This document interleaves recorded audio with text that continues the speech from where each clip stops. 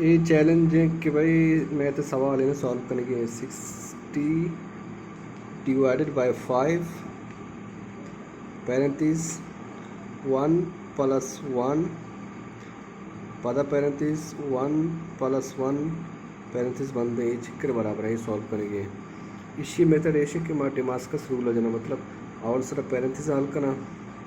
अच्छा कि पैरेंथीज और ज़्यादा है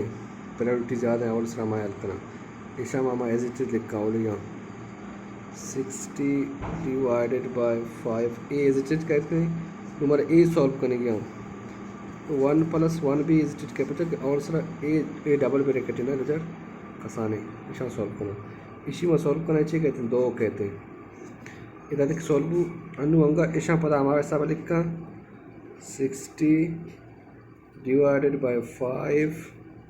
नो ए ब्रैकेट तो सॉल्व करना इसी तो करूँ मैं पता डेमास्कस बोलना पता कि A1 इधर मल्टीप्लाई बुएंगो 2 एगो मजा रहे और उसका मल्टीप्लाई और भी रंदा प्लस साल करना A1 एज इट इज लिखा इशिया इधर प्लस सा कहते हैं नो A1 मल्टीप्लाई 2 एगो में भी थे तो कहते हैं 2 कहते हैं ए सॉल्व नो तन की अंगा ब्रैकेट आल नहीं मैं इशिया एज इट इज लिखा